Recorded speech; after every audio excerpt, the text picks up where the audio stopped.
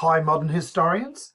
Let's get into having a look at how Russia emerges into a nation led by the Bolsheviks at the end of 1917. Now, I've organised this video and the next around the slogans of peace, bread and land.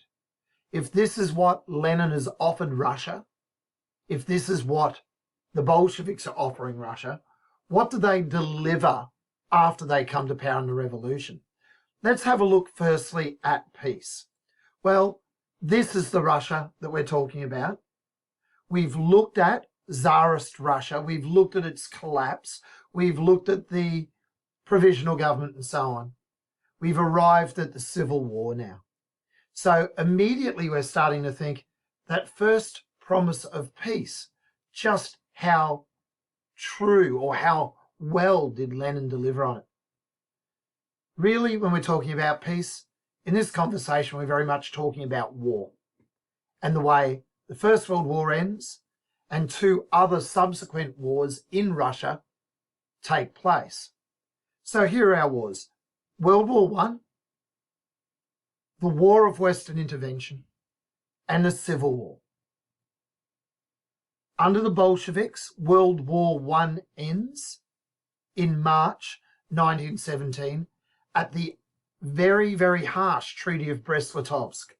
Brest-Litovsk, remember, is a small town on the borders of what is now Poland, where German officials met with Trotsky to negotiate the Russian armistice, if you like, the Russian withdrawal from World War I.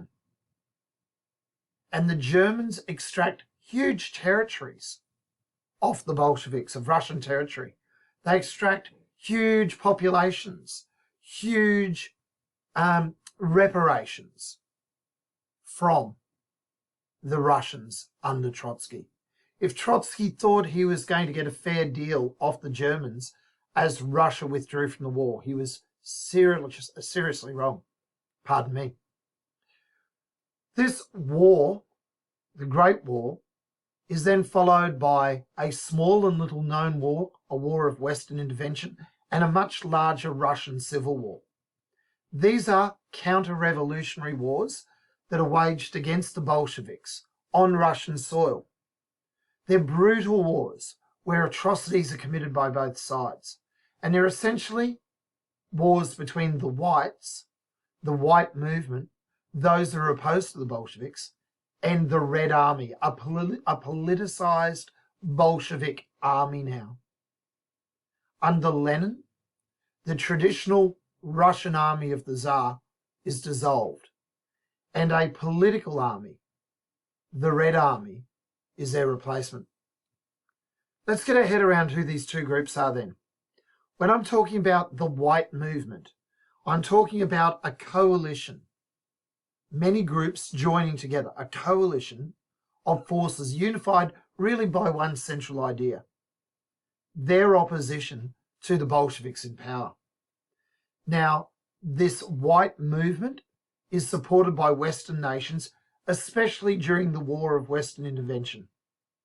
They're given weapons, they're given training, they're given military supplies, and actually Western forces, Americans, British, Japanese soldiers, Australian soldiers, Canadian soldiers are actually involved in fighting against the Bolsheviks. The War of Western Intervention is, or has been called, a pathetic sideshow of World War I by an Australian analyst that you'll see in your readings. But the war, the Russian Civil War, is much larger. This Russian Civil War raged across the Russian landmass. And you can see on this map, which again appears in one of your readings, the territories which are operating or controlled by the different sides. Firstly, we've got our red centre, if you like, that is surrounded by white armies. We've got the armies of General Denikin. The Denikins are down here in southwestern and southern Russia, heading right down to the Caspian Sea. attacking in the area of the Crimea through what is present-day Ukraine. Yudenich is up in the what we would now call the Baltic states, Latvia, Estonia, Lithuania. And he is attacking towards what was the territories around Petrograd, the capital itself. Admiral Kolchak is operating in Siberia and all the way out here, travelling across railway lines from Japan. He was actually in Japan when the war broke out, squeezing in, and you can see the battlefronts on this map, squeezing in on the Bolsheviks from all sides. It's Yudenich up here who is getting the main support from Westerners. You can see the British Navy operating here. British Commonwealth forces actually move through the Arctic Circle and land at Archangel. This is where Australians are fighting, right up here in the snow. But let's get our head around who these whites are. Many of the soldiers who actually fight for them are conscripts, forced to be in the remnants of the Tsar's armies. In those armies are officers who we could describe as Tsarists, people who believe in the royalist cause, wanting to support Tsar Nicholas and the Romanov family and see them restored to the throne of Russia. There's aristocrats, landed nobility, who have lost their land in 1970, the revolution. Their lands have been taken off and given to peasants. Often they were also Tsarists, and they were often Russian nationalists, people on the right wing of politics now, people who are looking for, if you like, a glorious Russian tradition. They're not into this internationalism of the Bolshevik Marxist cause.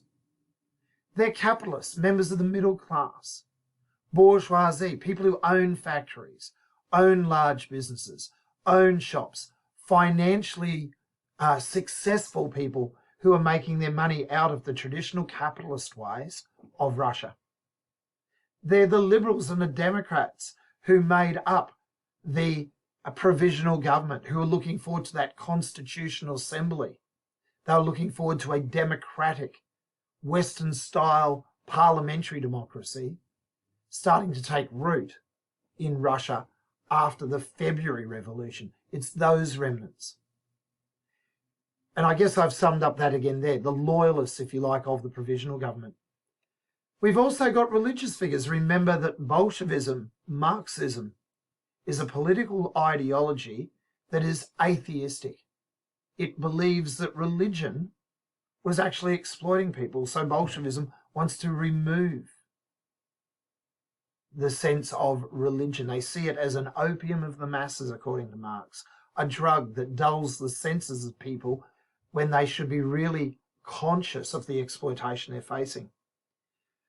So there's quite a number of people who are very strongly Russian Orthodox in their faith, who are wanting to fight against the Bolsheviks, seeing this almost as a war defending church, defending religious traditions. And interesting amongst all of those groups is a strong anti-Semitic element, an anti-Jewish element, an element of racial supremacist in there. The Reds, on the other hand, so often exemplified by the main figure of these cartoons or these two images, Leon Trotsky, they are the Bolsheviks, the Marxist revolutionaries, led by Lenin, led in the battlefields often by Trotsky, and it was Trotsky who in March 1918 was the lead Russian negotiator at the Treaty of Brest-Litovsk. The armies themselves, these Red Armies, are led by a variety of Soviets. And remember, that word Soviet is a workers, peasants, soldiers, sailors committee. A Soviet in a factory would be supposedly factory workers themselves joining together into the committee to run the factory. The armies of the Red Army were supposedly run by the soldiers themselves under elected committees. The Bolsheviks, however, of course, would run those committees, run those elections to ensure that the Soviets were dominated by Bolsheviks, who in early 1918 changed their name to the Communist Party. Often, these Red Armies were made up of Red Guard units, those Bolshevik paramilitary units that had existed in 1917. They were often also the working class veterans of World War I who had, I guess, abandoned their loyalty to the Tsarist armies and decided to throw in their lot with the Marxists. They tended to be ideologically motivated and unified around the idea of Marxism, and later under the idea of Leninism, and certainly Bolshevism. Most of the Red Armies were committed to the Marxist socialist cause.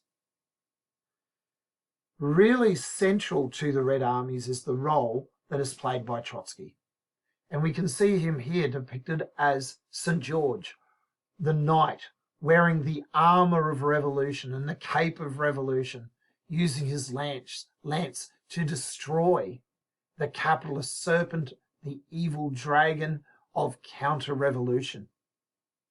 All through this image, we see this star associated with Bolshevism, the five-pointed star, often drawn in red.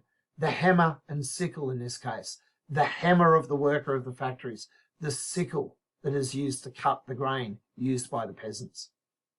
A very complementary image, this one here. But over on this side is a less complementary image of Trotsky. In this one, the Reds portray Trotsky as essentially a revolutionary and Civil War hero, slaughtering evil, casting it back into the fires of hell. But in this German cartoon of March 1918, Trotsky is teamed up with the Grim Reaper, both with the scythe of the peasant, slicing down the men, women, and children of Russia as he sells them out at the Treaty of Brest-Litovsk. Even the Germans at this time are seeing Trotsky as a person who is not looking after the interests of the Russian people. Let's now take a quick look at this cartoon. Take a moment now to think, if you had that criteria in the exam, how would you apply the analysing criteria if you're looking at that cartoon? What would you analyse? How would you go about it?